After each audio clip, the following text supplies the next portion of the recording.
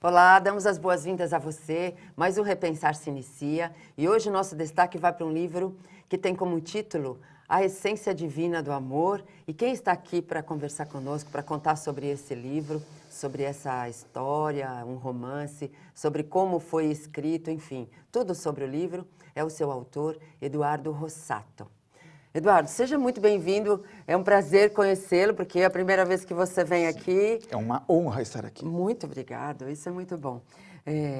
Uma coisa que a gente sempre faz, Eduardo, quando o convidado vem pela primeira vez, é ele falar um pouquinho dele mesmo, da sua atividade, como que chegou à doutrina espírita, enfim. Claro. Não precisa... Bom, eu nasci numa família espírita. Certo, então você é um privilegiado. Eu já não sei como é não ter nascido numa família espírita. Apesar que isso não tem muito a ver, né? Sim. Por exemplo, nós somos em 5 e apenas 2 seguiram a doutrina, Certo. a religião. Eu e minha irmã Sandra.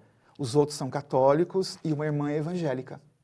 Isso é muito importante para mim, ter nascido numa família espírita, porque desde pequeno tudo foi muito normal para mim. Então, falar sobre espíritos, minha mãe dava passes, eu ouvia falar de Emmanuel, Meimei, André Luiz, tudo isso era muito comum para mim.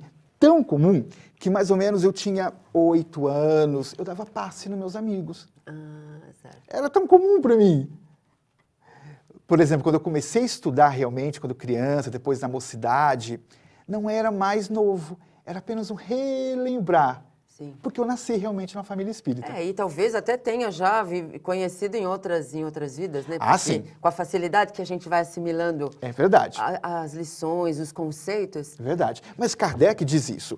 Quando a gente começa a estudar a doutrina espírita, e não parece novidade, tudo é assimilado com uma facilidade, é porque realmente você já estudou isso antes, viu, né? você já foi, já viu. Então não é tão diferente. Hoje, por exemplo, eu percebo as pessoas que não são e começam com o espiritismo, esse estranhamento, coisa que eu não tive. Pois é. Então para mim tudo foi muito normal. Assim, Nunca teve nenhum eu também problema. eu entendo isso porque para mim também.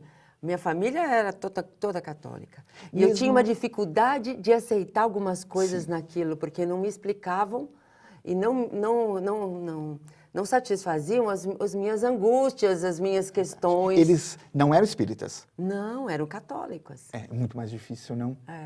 Mas aquilo para mim era muito difícil. Não tinha lógica para mim aquilo. Verdade. E engraçado, quando você começa a estudar o espiritismo, tudo faz sentido, Tudo, não? É incrível. Nada é um dogma.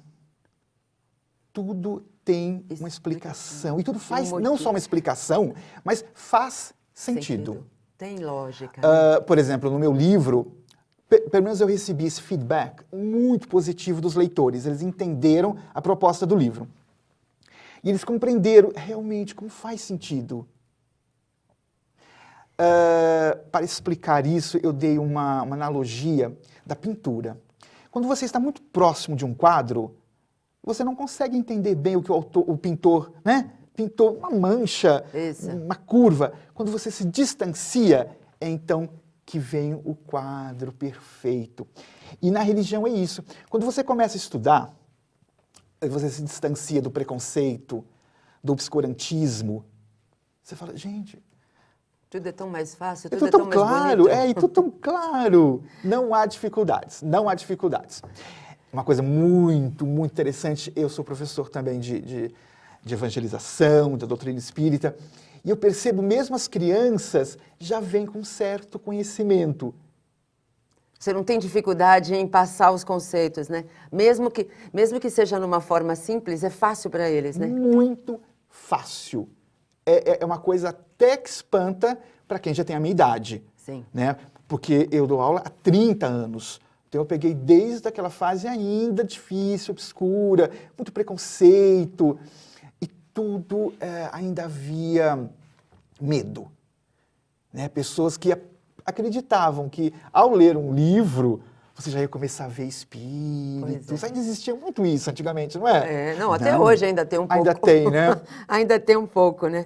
As pessoas ainda têm medo, tanto que às vezes os médiuns que vêm aqui falam assim, mas você não é um espírito? Como é que você tem medo de espírito, né? É verdade. Então... E se eles soubessem, né?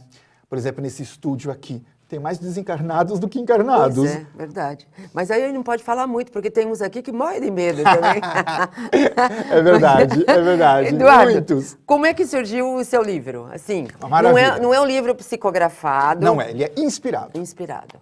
É. A diferença é o seguinte, eu não sou médium de psicografia, mas eu sou médium inspirado, assim, 24 horas por dia. Sim. Eu não sei por que eu disse tal coisa, e depois eu vou checar e tá certo. Tá certo. O livro nasceu, eu escrevi um livro de contos, que ainda vai ser publicado se Deus quiser. Um desses contos era sobre um grupo de amigos que distribuíam sopa para os mendigos, para os moradores de rua de Florianópolis. Certo. E eu escrevo sempre no caderno, a caneta. Depois eu passo para o computador, aí eu faço uma revisão, né? Quando eu fui fazer essa revisão, eu notei que tinha 120 páginas esse conto. Eu falei, olha, eu acho que eu posso continuar e quem sabe dar um romance. Aquelas sincronicidades que a gente já conhece, né? Que chamam de coincidências, mas coincidências não existem. Eu mandei para a editora Petit esse livro de contos e foi aprovado.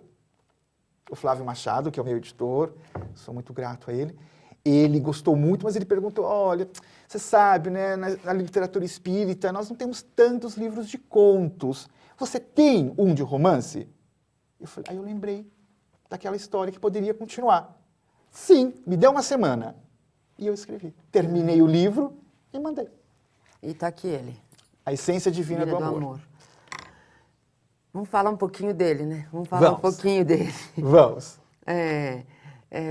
Eu queria que você explicasse, vamos explicar então antes disso, porque aí a gente, já nós estamos próximo do intervalo, a gente começa a falar dele no segundo bloco.